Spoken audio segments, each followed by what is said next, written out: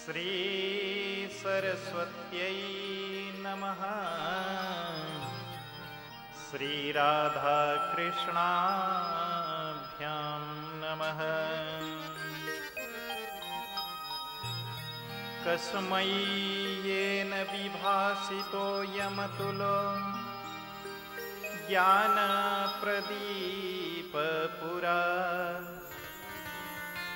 तद्रूपेण च नारदाय मुनये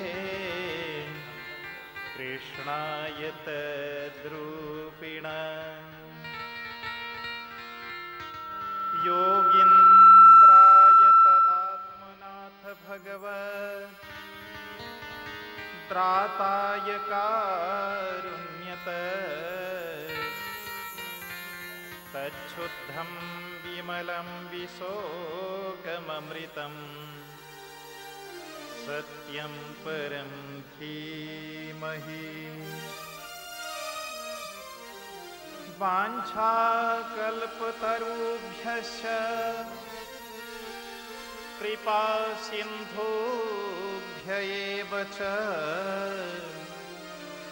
पतितानां पावनेभ्यो वैष्णवेभ्यो नमो नमः। भूतैर्महद्भिर्य इमा पुरो विभुर् निर्मायसेते यदमूसु पुरुष भुङ्क्ते गुणान् षोडशात्मक सोलङ्किशिष्ट भगवन् बचांसि मे। राधा है राधा जो सीध जपो उल्टे पर प्रेम की धार है राधा। राधा मिटावती भेद सुजीव को ब्रह्म की घूंटी पिलावती राधा। राधा के नाम पुकार के देखूं प्रेम जहां उपलब्ध है राधा। राधा ओ श्याम को कोटि प्रणाम प्रणाम करूं पुनि श्याम राधा। राधा ओ श्याम को कोटि प्रणाम प्रणाम करूं पुनि श्याम राधा। कृष्ण प्रेममयी राधा राधा प्रेममयो हरि। कृष्ण प्रेममयी राधा राधा प्रेममयो हरि। जीवने निधने नित्यं राधा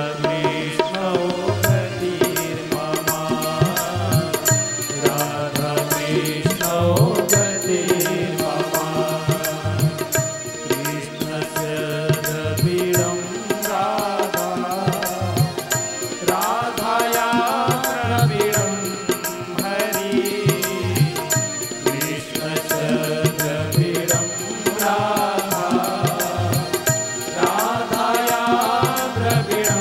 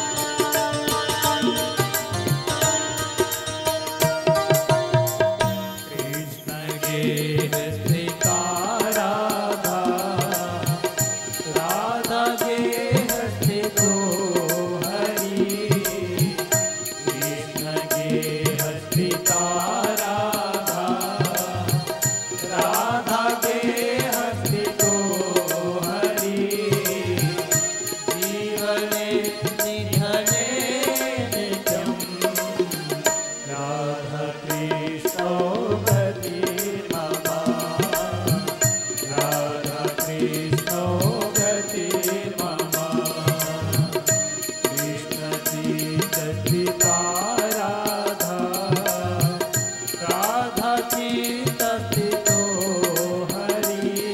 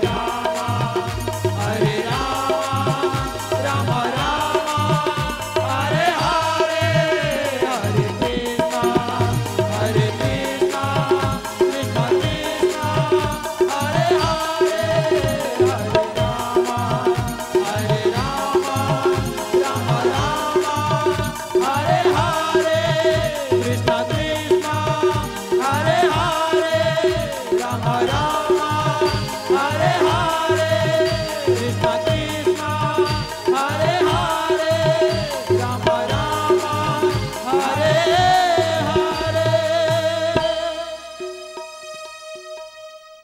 बोलिए श्रीमद् भागवत भगवान की, बांके बिहारी लाल की, सुखदेव भगवान की जय जय श्री राधे। नंद नंदन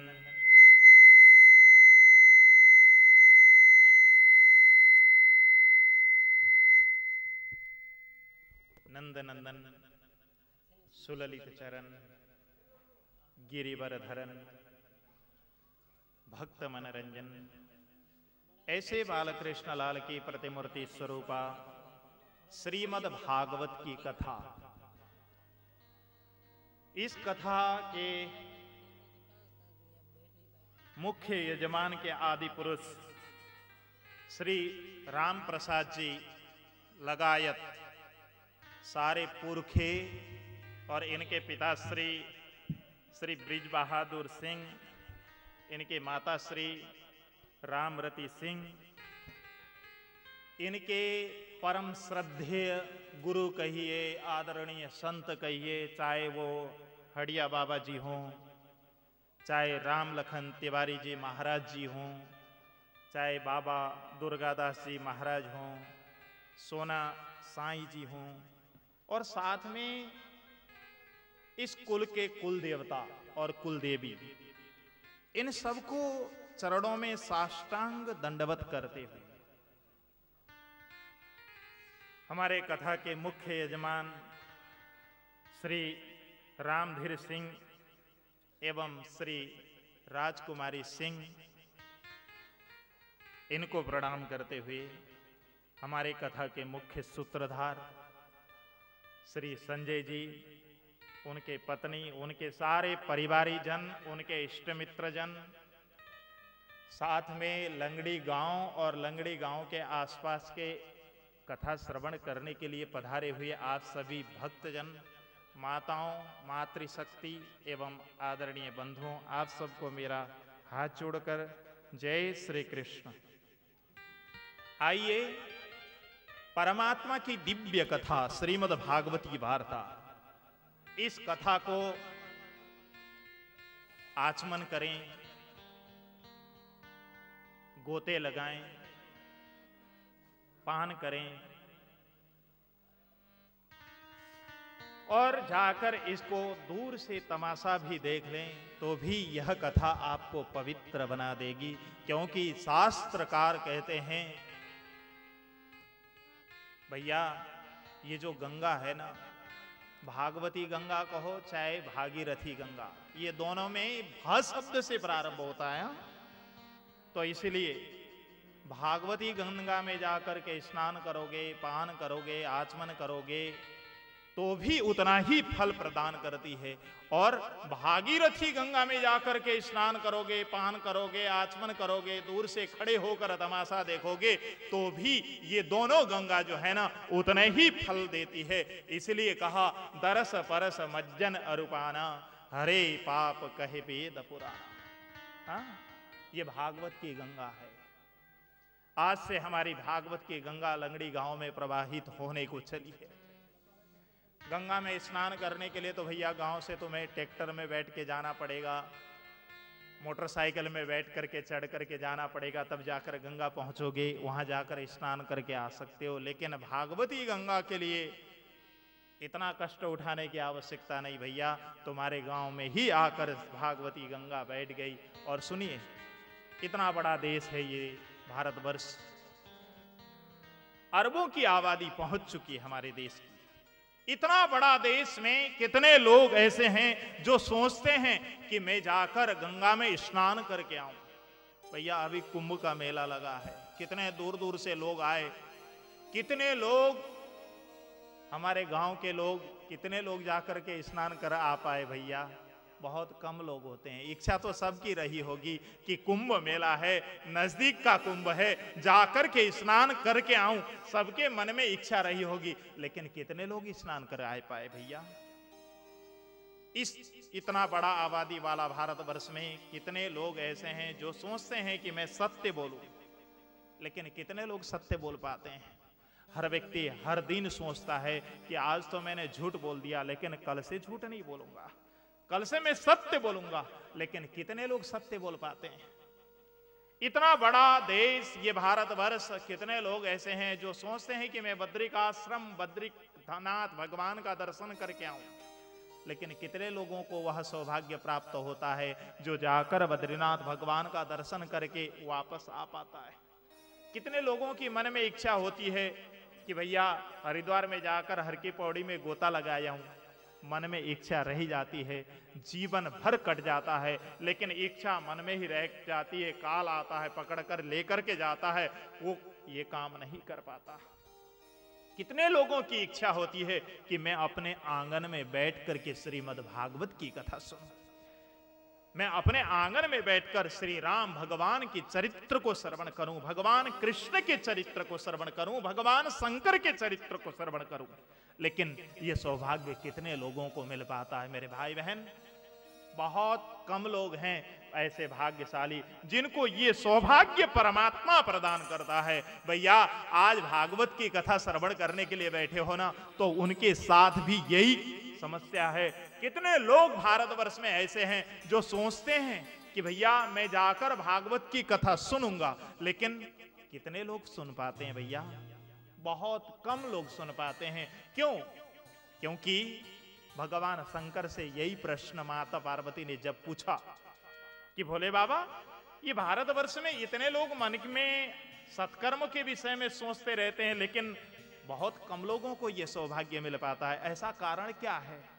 तो भगवान शंकर ने पार्वती जी को जो जवाब दी है, पार्वती को भगवान शंकर कहते हैं, हे पार्वती, अति हरि कृपा जाहि पर होई, अति हरि कृपा जाहि पर होई, पाव देई यही मार्ग सोई, पाव देई यही मार्ग सोई, आवत है ही सर अति कठिनाई, आवत ही सर अति कठिनाई, आवत एही सर अति कठिनाई, आवत ही सर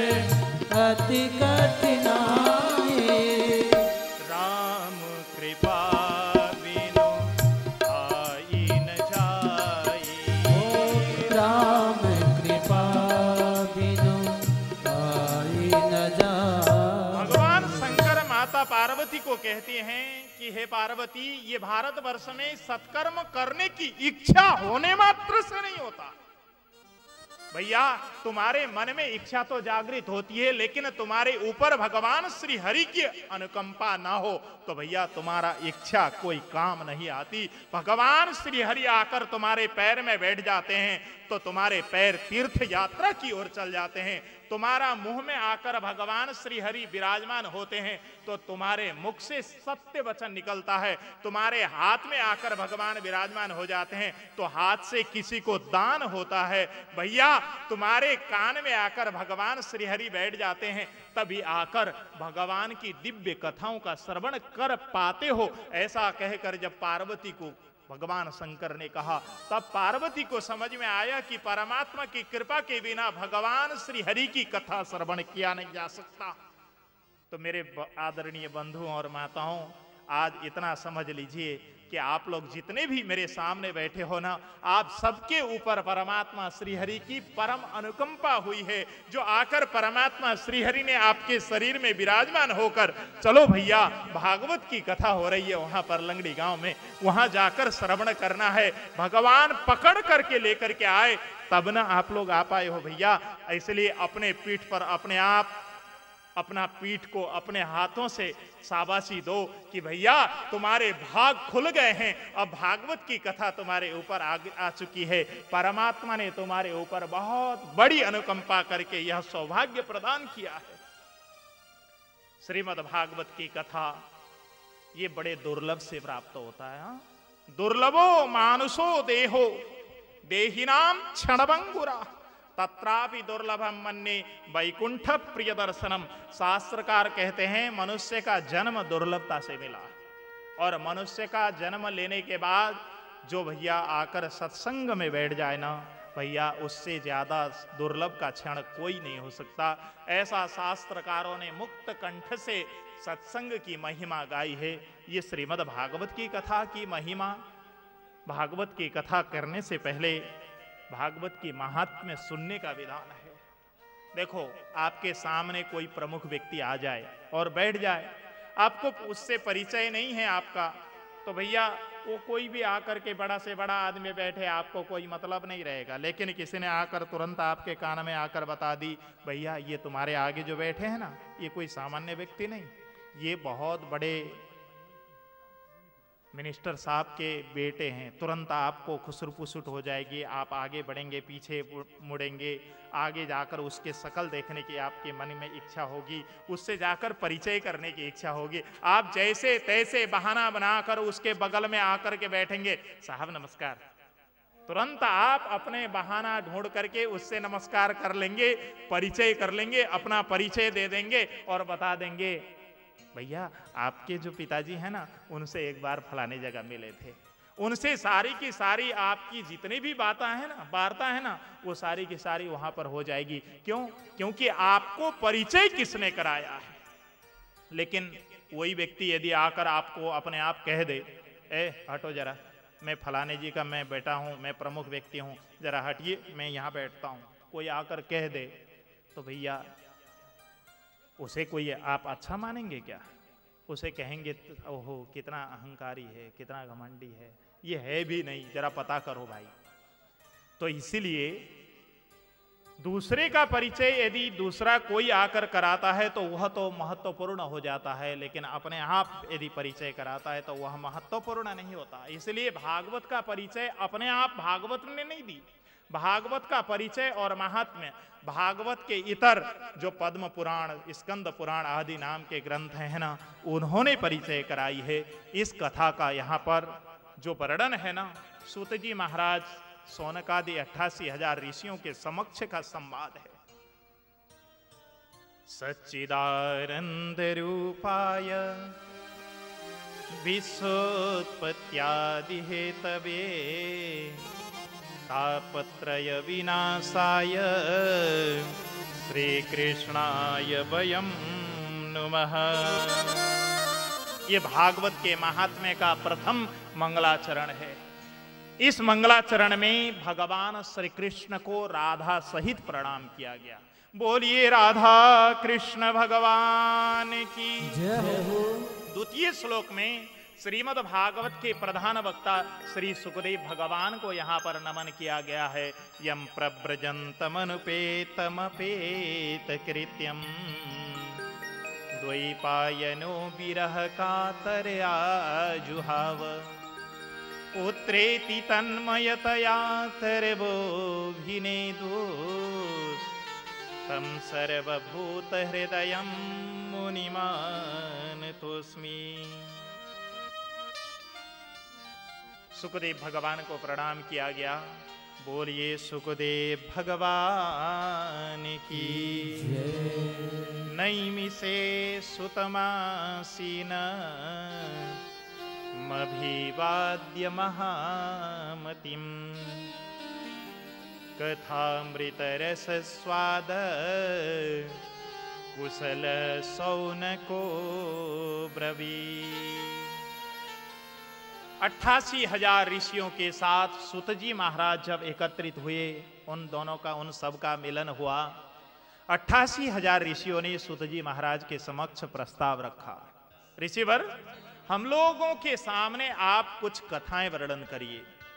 हम हजारों वर्ष की कथाएं, परमात्मा के दिव्य चरित्र को श्रवण करना चाहते हैं। अब तो सुत जी महाराज बोले, भैया तुम्हारी जो संख्या है ना 88,000 लोग, तो भैया तुम ऋषि हो, और कथा का आयोजन सुनकर गांव के और लोग भी आएंगे, यत्र तत्र सर्वत्र से कुछ लोग आएंगे, तो भैया संख्या बहुत हो जाएगी। इतनी बड़ी संख्या की व्यवस्था हम कैसे कर पाएंगे भैया, इसलिए उस व्यवस्था की याचना करने के लिए हमको ब्रह्मदेव के पास जाना होगा।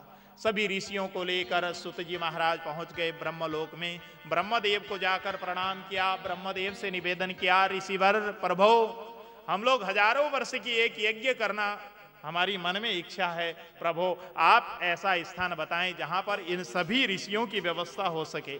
ब्रह्मदेव ने थोड़ी ध्यान दृष्टि से देखा, उसके बाद सुत जी महाराज सहित सौनकादि 88,000 ऋषियों को संबोधन करते हुए बोले, भैया तुम लोग हजारों वर्ष तक चलने वाली यज्ञ को करना चाहते हो ना, ऐसा करो, मैं तुमको एक चक्र देता हूं, उस चक्र को लेकर के ये चक्र तुम्हारे आगे आगे घूमेगा, और आगे आगे घूमता घूमता जहां जाकर वह चक्र रुक जाए ना, उस स्थान पर जाकर तुम अपना यज्ञ प्रारंभ कर लेना।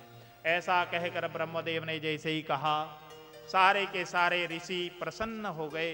ठीक है ब्रह्मदेव, हम इस चक्र के पीछे लग करके जाते हैं, चक्र जाकर जहां रुकेगा वहां तपस्या करेंगे और वहीं पर हम अपनी यज्ञ प्रारंभ करेंगे।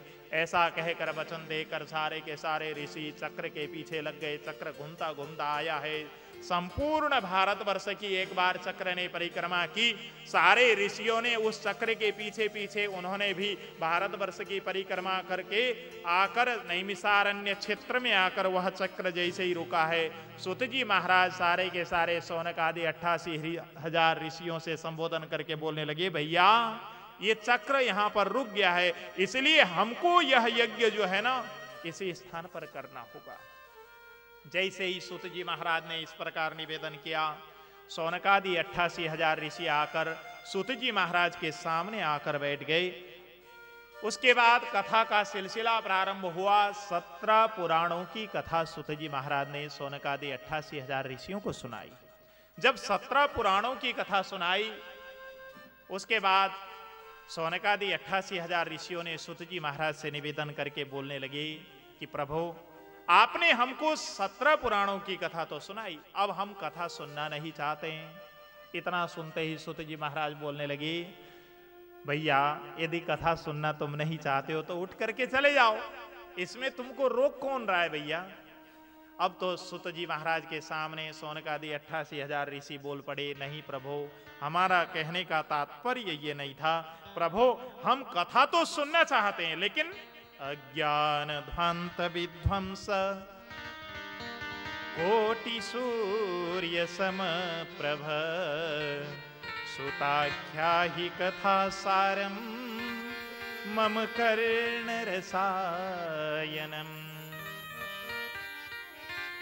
ऋषिवर हमारा कहने का तात्पर्य वो नहीं था, हमारा कहने का तात्पर्य ये है प्रभु कि आप हजारों अंधकार के बाद जब सूर्य उदय होता है ना, जिस प्रकार अंधकार को सूर्य के उदय होते ही अंधकार छट जाता है, उसी प्रकार आप हमारे सामने, आप जैसे ज्ञानी ऋषि, ज्ञानी मुनि, ज्ञानी गुरुवर सामने हैं, तो हमारे हृदय के अज्ञाना अंधकार को नष्ट करने में आप समर्थ हैं। इसलिए आपसे निवेदन यह है कि प्रभु आप हमको कथा नहीं, कथा का सार सुनाइए।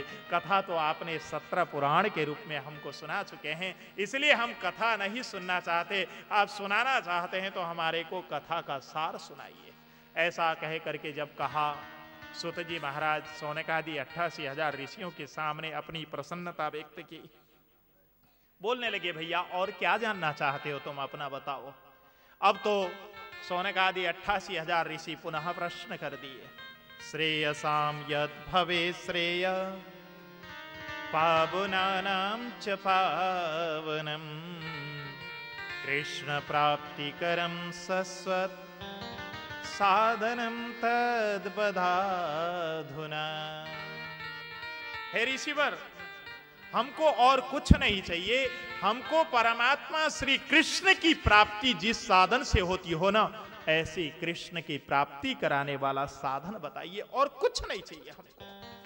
तो भैया ये जो भागवत की कथा जो है ना, ये भागवत की कथा और कुछ नहीं करती। भागवत की कथा परमात्मा की प्राप्ति करा देती है। भागवत की कथा परमात्मा के मार्ग में ले जाकर खड़ा कर देती है। भागवत की कथा परमात्मा की मार्ग पर चलने का रास्ता बता देती है। और भैया रास्ता यदि मालूम है ना, तो भैया उस रास्ते की ओर व्यक्ति कभी भी चलने की उसकी हिम्मत हो सकती है और उस रास्ते पर कभी भी व्यक्ति जाकर के चलने लग जाता है। और सुनो, जब रास्ता मालूम होती है तो जाकर रास्ता में वो व्यक्ति जब खड़ा होता है तो भैया पीछे से आने वाली जो भीड़ है ना, वो यदि धक्का मार दे तो धीरे धीरे करके वो परमात्मा के चरणों तक पहुंच सकता है। इसलिए ये भागवत की कथा परमात्मा के चरणों तक पहुंचने का एक साधन है। इसलिए ये भागवत की कथा श्रवण करने का बहुत बड़ा महत्व आज सूत जी महाराज सौनकादि 88,000 ऋषियों के समक्ष वर्णन कर रहे हैं। चिंता मणिर लोक सुखम सुरद्रु स्वर्ग संपदम प्रयच्छति गुरु प्रीतो वैकुंठम योगी दुर्लभम। आज सुत जी महाराज सौनकादि 88,000 ऋषियों के समक्ष जैसे ही कथा प्रारंभ करने लगे, उस समय भागवत की महत्ता को बताया। भैया तुम भागवत की कथा का सार सुनना चाहते हो, संपूर्ण शास्त्रों का सार सुनना चाहते हो, तो भैया उसमें संपूर्ण शास्त्रों का सार तो केवल और केवल भागवत है। मैं तुमको भागवत की कथा सुनाता हूं। ये भागवत की कथा जो है ना, जब परीक्षित महाराज को तक्षक रूपी नाग का दंशन होकर 7 दिन में मृत्यु होने का श्राप लगा, उस समय सुखदेव भगवान ने परीक्षित महाराज को तक्षक रूपी काल के भय से बचाने के लिए उन्होंने यह कथा सुखदेव ने परीक्षित को सुनाई थी। वही कथा तुम्हारे समक्ष में वर्णन करता हूं। ऐसा कहकर जैसे ही सूत जी महाराज सौनकादि ऋषियों के समक्ष वर्णन करने लगे, उस समय भागवत की महत्ता का वर्णन करते हुए सौनकादि ऋषियों के समक्ष सूत जी महाराज बोलने लगे कि जैसे ही श्रीमद् भागवत की कथा प्रारंभ हुई सुकताल क्षेत्र में, उस समय सुखदेव भगवान कथा प्रारंभ कर रहे थे और परीक्षित महाराज आकर सामने बैठ गए। उसी समय जब देवताओं को पता लगा है कि भागवत की कथा प्रारंभ हो गई है सुकताल क्षेत्र में, सारे के सारे देवता आ गए। हाथ में अमृत का कलश लेकर देवता आए हैं और सुखदेव भगवान के सामने सीधे मंच में पहुंच गए। हाथ जोड़कर निवेदन किया, सुखदेव भगवान आप जो परीक्षित को कथा श्रवण करा रहे हैं ना, वो कथा श्रवण कराने का कारण केवल और केवल परीक्षित को आज के 7 दिन में तक्षक रूपी नाग दंशन करके इसकी मृत्यु होगी, इसलिए उस मृत्यु के भय से बचाने के लिए आप इनको कथा श्रवण करा रहे हैं। ऐसा करिए, हमारे हाथ में आज अमृत का कलश है, इस अमृत का कलश को परीक्षित को पिला दीजिए, जिससे कि परीक्षित को तक्षक आकर काट लेगा तो भी इसकी मृत्यु नहीं होगी, ये तो अमर हो जाएगा, लेकिन हमारे को भागवत की कथा आप पिलाइए। ऐसा कहकर जब सूत जी सुखदेव भगवान के सामने देवताओं ने आकर निवेदन किया, उस समय सुखदेव भगवान हंसते हुए बोलने लगे, वाह देवताओं, कितने स्वार्थी हो तुम एक कांच के टुकड़े को ले आकर मणि के साथ बदलना चाहते हो। सुनो, तुम्हारा ये जो अमृत है ना, ये तो कांच के टुकड़ा बराबर है, और कोई जौहरी के पास जाकर कांच का टुकड़ा लेकर के जावे कोई व्यक्ति और कांच के टुकड़े ले जाकर वह जौहरी के सामने बोले कि भैया तुम हमको मणि दो और ये कांच का टुकड़ा तुम ले लो, वो जौहरी कोई देगा क्या?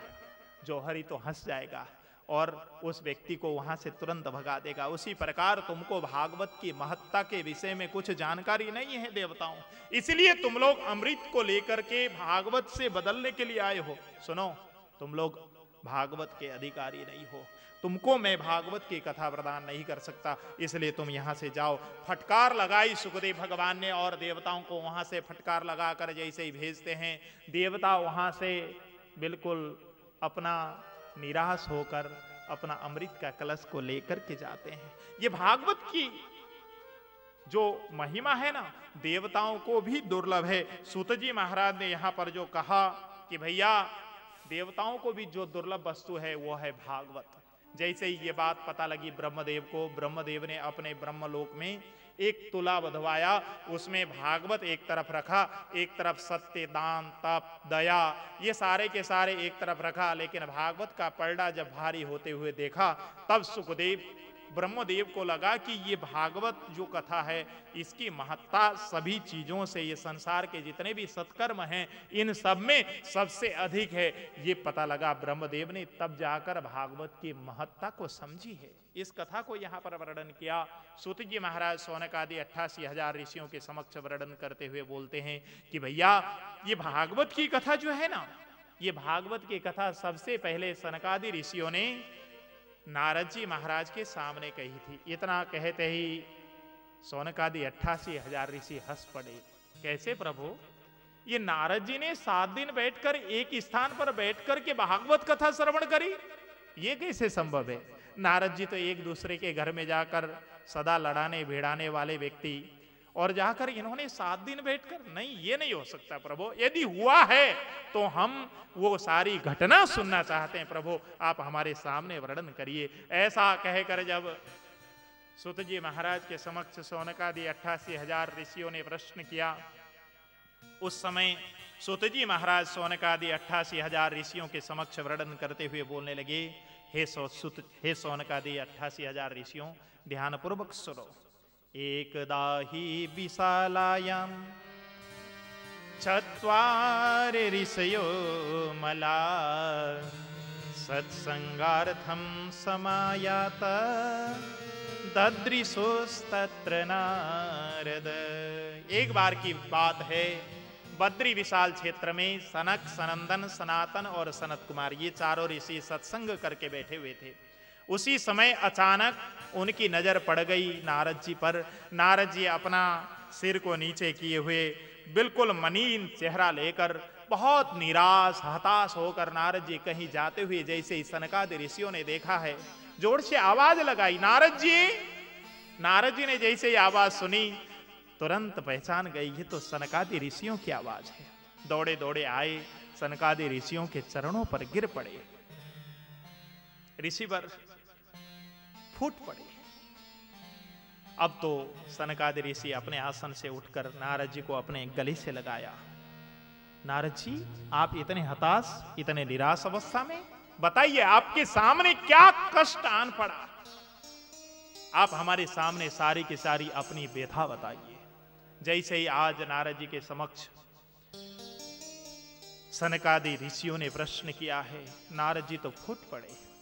प्रभु मैं क्या बताऊं आपको, मैंने शास्त्र में पढ़ रखा था कि जितने भी ब्रह्मांड है ना, उन सभी ब्रह्मांडों में सबसे अच्छी जो ब्रह्मांड है वो है मर्त्यलोक। मर्त्यलोक सबसे उत्तम माना गया है शास्त्र में। इस पृथ्वी को सर्वोत्तम लोक माना गया। तो मैंने शास्त्रों में जब पढ़ा तो मैं पृथ्वी घूमने के लिए जब आया तो पृथ्वी में भी सर्वोत्तम माना गया तीर्थ। तो मैं पृथ्वी में आकर मैं तीर्थों में घूमने लगा। जब मैं तीर्थों में घूमने लगा तो तीर्थों में सबसे पहले अहम तो पृथ्वीं ज्ञातो ज्ञात्वा सर्वोत्तमामिति पुष्करं च प्रयागं च काशीं गोदावरीं तथा। मैं पृथ्वी में आकर तीर्थों में भ्रमण करने लगा। जब तीर्थों में भ्रमण करने लगा तो कई सारे तीर्थ, पुष्कर गया, प्रयाग गया, काशी गया, गोदावरी गया, श्री क्षेत्र गया, श्रीरंग गया, उज्जैन गया। सभी तीर्थों में मैं जब गया, घूमते घूमते कहीं भी तीर्थों में मुझे मेरे मन को संतोष प्रदान करे ऐसा कोई स्थान नहीं देखा। फिर मैं शास्त्र को जब पलटने लगा कि भैया ये पृथ्वी में भी और उत्तम कौन सा स्थान है, तो और उत्तम स्थान साधुओं के, संतों के आश्रम बताए हुए। तो मैं संतों के आश्रम ढूंढते हुए तीर्थों के आश्रमों की ओर गया। एक जगह लिखा हुआ था त्यागी जी का आश्रम, लेकिन देखा बाहर बोर्ड तो लगा है त्यागी जी का आश्रम। देखता हूं तो इतना बड़ा महल है कि राजाओं का भी नहीं है, और नाम है त्यागी जी का। मैं चकरा गया, मेरा माथा जब चकराया तो मैं जाकर के भीतर उस आश्रम में प्रवेश किया तो मेरे आंखें फटी की फटी रह गईं। वहां पर तो इतने सुख सुविधा के साधन थे कि मैं तो देखता रह गया। मैं वहां से तुरंत वापस आ गया। पुनः आकर मैंने वो साइन बोर्ड को पढ़ा, उस पर लिखा हुआ था त्यागी जी का आश्रम। मेरा माथा चकराया, मैं वहां से आगे बढ़ा। एक जगह बहुत हल्ला हो रही थी, बहुत आपस में लड़ रहे थे लोग। मैंने सोचा ये कहां से लड़ाई की आवाज सुनाई दे रही है। मैं जब आगे बढ़ा तो द्वार पे जाकर देखा तो द्वार पर लिखा हुआ था मौनी जी का आश्रम, और मौनी जी के आश्रम के भीतर से लड़ाई की आवाज आ रही थी। मेरा तो माथा चकराया कि भैया त्यागी जी का तो इतना बड़ा महल है और मौनी जी के यहां लड़ाई हो रही है। मेरा माथा चकराया, मैं और आगे बढ़ा। आगे कुछ बच्चे खेल रहे थे। मैंने पूछा भैया क्या नाम है तुम्हारा? उसने अपना नाम बताया। भैया हमारा नाम ये है। अच्छा तो ये कौन है? उसने कहा ये मेरा भाई है। मैंने पूछा ये कौन है? उसने कहा ये मेरी बहन है। अच्छा और वो कौन है? वो मेरी दीदी है। अच्छा और कितने भाई बहन हो? बोले कि 6 भाई बहन है। अच्छा तो भैया तुम किसके बच्चे हो? तो वो बच्चे बोल पड़े ब्रह्मचारी जी के हम बच्चे हैं। मेरा माथा और ज्यादा चकराया। मैंने सोचा ब्रह्मचारी जी के बच्चे हैं, त्यागी जी का बिल्डिंग है और मौनी जी की यहां लड़ाई हो रही है। मैं तो अपना होश बिल्कुल गंवा गया मैं, और वहां से मैं जल्दी जल्दी लदर पदर जब भगा वहां से कि भैया यहां रहना ठीक नहीं, मैं वहां से दौड़ लगाया। फिर जाकर मैंने शास्त्र पलटने प्रारंभ किए। जब शास्त्र पलटे तो शास्त्र पर लिखा हुआ था धन्यो गृहस्थाश्रम। भैया इस पृथ्वी लोक में एक आश्रम और पवित्र है, वो है गृहस्थाश्रम। गृहस्थी से पवित्र कोई आश्रम नहीं। जब मैंने शास्त्र में ये बात पढ़ी तो मुझे लगा कि भैया मुझे गृहस्थियों के आश्रम में जाना चाहिए। तो मैं गृहस्थियों के आश्रम में गया, गृहस्थियों के घर में गया। जब जाकर देखा तो गृहस्थियों के आश्रम में क्या हो रहा है? गृहस्थियों के आश्रम में कलह हो रहा है, लड़ाई हो रही है, झगड़ा हो रही है। तरुणी प्रभुता गे है, श्याल को बुद्धिदायक। घर में जो नई नवेली आई है बहू, उसी का रुतबा चलता है। घर में बूढ़े बुजुर्ग उनका कुछ भी नहीं चलता। तरुणी प्रभुता गेहे श्याल को बुद्धिदायक। घर में यदि कोई सलाह करने की बात होती है तो भैया घर के बुजुर्गों को, अपने रिश्तेदारों को कोई नहीं पूछता। सलाहकार की भूमिका केवल और केवल साला ही निभाता भैया। जब मैंने ये अवस्था देखी तो मुझे बड़ा निराशा हुई, लेकिन मुझे लगा कि नहीं, 1-2 परिवार देखने से काम नहीं चलेगा, मुझे और परिवारों में भी जाना चाहिए। ऐसा सोचकर मैं जब आगे गया, एक परिवार में संध्या के समय आपस में पति पत्नी झगड़ रहे थे। मैंने एक किनारे बैठकर दरवाजे की ओट से मैंने उस घर की लड़ाई देखना चाहिए मन से। मैं जाकर कोने से छुप करके देखने लगा। जब देखने लगा तो पति पत्नी आपस में लड़ रहे थे। हुआ क्या था कि पत्नी को आकर पति रोज के रोज मारता था, तो पत्नी से उस दिन सहन नहीं हुआ, तो पत्नी ने पति को बोल दी कि कैसा जानवर के साथ मेरे बाप ने ब्याह करके मुझे दिया है। उसके मुंह से जैसे ही निकला, अब तो पति तो आग बबूला हुआ। अच्छा मुझे जानवर बोलती है, ले अभी अब मार। आगे बढ़कर जैसे ही पत्नी को मारने के लिए पति उद्यत हुआ, उसी समय पत्नी को अपनी भूल का एहसास हुआ। तुरंत हाथ जोड़ करके बोलने लगी, पतिदेव रुकिए, तो आप जानवर ही हैं, 1 मिनट रुकिए, मैं गलत नहीं बोल रही। अब उसका और ज्यादा गुस्सा और बढ़ने लगा। ये मेरे को जानवर कह के बार बार कह रही है और रोक भी रही है। मैं मारने जाता हूं तो आगे रोक रही है।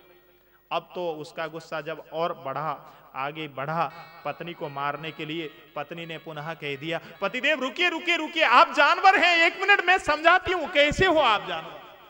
अब पति आगे मारने के लिए चलता है तो तुरंत पत्नी रोकती है। उसका गुस्सा और ज्यादा बढ़ता जा गया।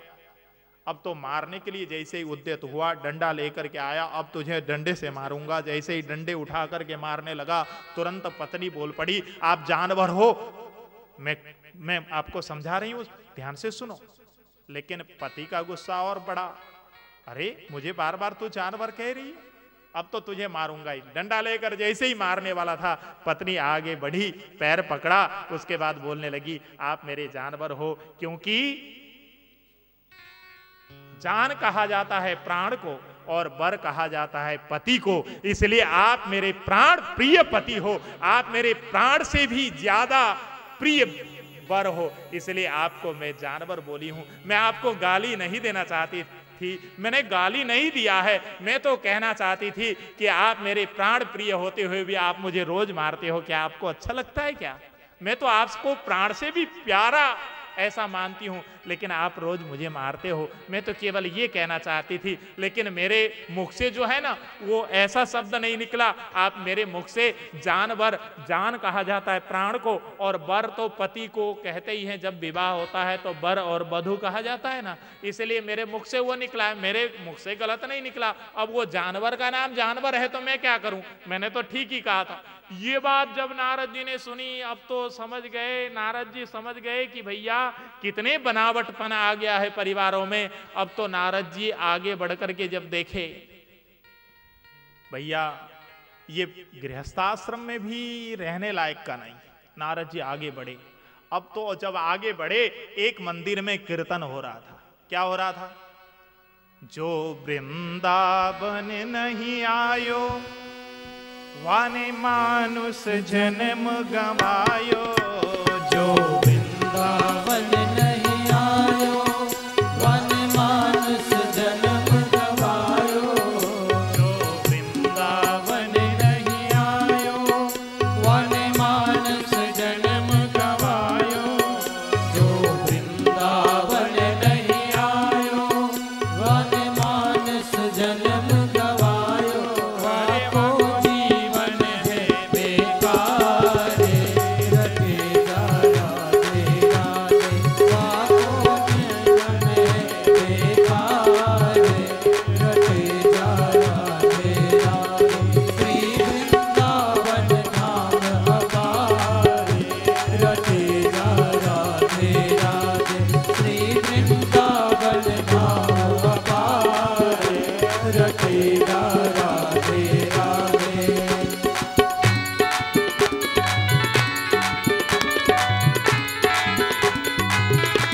राधा रानी की। जय हो।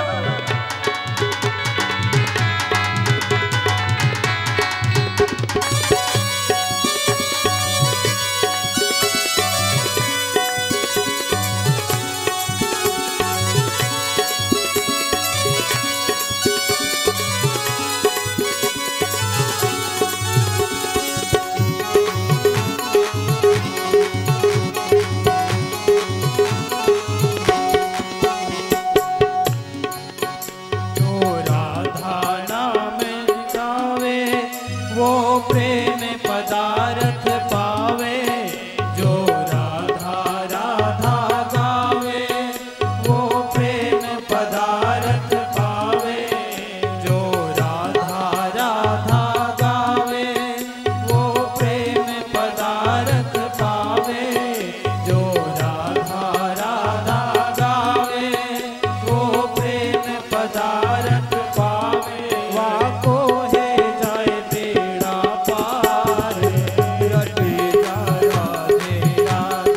वाको है जाए बेड़ा पार, रटे जा राधे राधे। श्री वृंदावन धाम अपार, रटे जा राधे राधे। श्री वृंदावन धाम अपार, रटे जा राधे राधे।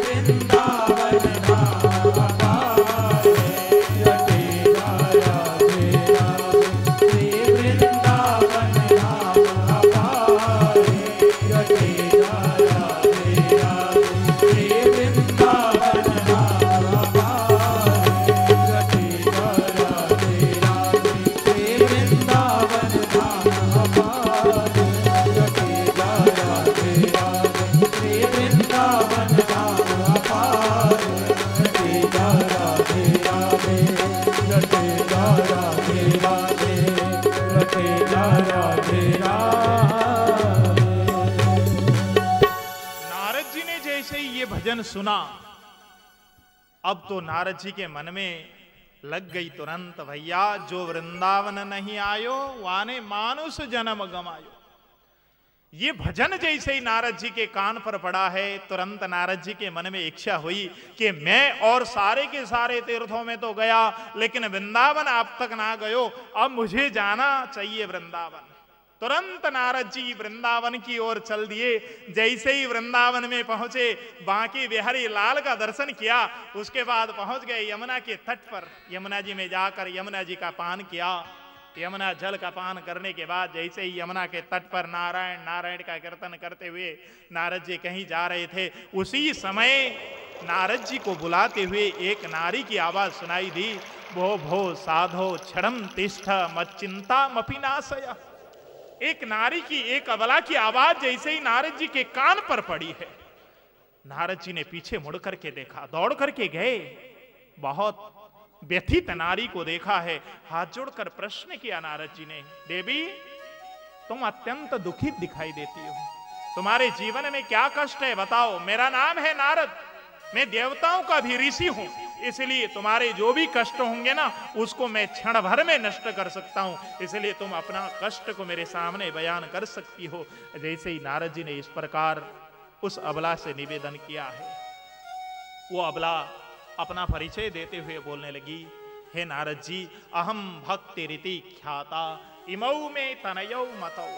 नारद जी, मेरा नाम भक्ति है और मेरे ये दो पुत्र जो गिरे हुए बूढ़े से दिखाई दे रहे हैं ना आपको, ये दो पुत्र, ये मेरे पुत्र हैं। जो ये तो हो गए हैं 80 साल के बराबर के, लेकिन मैं 16 साल की युवती हूं। माँ युवती है, बेटे बूढ़े हो चले। नारद जी, मेरे जीवन में और कोई कष्ट नहीं है, क्योंकि गंगा, यमुना, गोदावरी, सिंधु, कावेरी, ये जितने भी ये नारियां हैं ना, ये सारी की सारी मेरी सेविकाएं हैं। लेकिन मेरे पुत्र बूढ़े हो चले, और किसी भी माँ के सामने जीवन में जो कष्ट होता है ना, केवल एक कष्ट होता है, अपने पुत्र को कोई माँ रुग्ण अवस्था में नहीं देख सकती, बीमार अवस्था में नहीं देख सकती। और मेरे दोनों पुत्र मैं युवती रहते हुए भी ये बूढ़े हो चले। मेरे जीवन में ये सबसे बड़ा कष्ट है। नारद जी, फूट पड़ी भक्ति। जैसे ही भक्ति की यह बात सुनी है, नारद जी के आंखों में आंसू आ गए। हाथ जोड़कर भक्ति को निवेदन किया, भक्ति तुम्हारे सामने जो कष्ट आन पड़ा है ना, मैं समझता हूं तुम्हारी इस व्यथा को, लेकिन तुमको चिंता करने की आवश्यकता नहीं। अब मैं आ गया हूं ना, तुम्हारे सारे के सारे कष्ट को मैं एक क्षण में दूर कर दूंगा। तुम जरा आराम से बैठ जाओ, अब मुझे कुछ करने दो। नारद जी आगे बढ़े, जा करके ज्ञान और वैराग्य भक्ति के दो पुत्र थे, उनके सामने जाकर गीता का पाठ करने लगे, वेद का पाठ करने लगे। अनेक प्रकार से वेद और गीता का उच्चारण किया, लेकिन गीता और वेद का पाठ जब तक नारद जी महाराज करते हैं, तब तक तो ये दोनों के दोनों एक बार जगे हुए जैसे करते हैं। लेकिन नारद जी जैसे ही गीता और वेद का पाठ को बंद करते हैं ना, उबासी लेकर दोनों के दोनों ज्ञान और वैराग्य जमीन पर लेट जाते हैं। इस अवस्था को जैसे ही देखा, नारद जी निराश हो गए।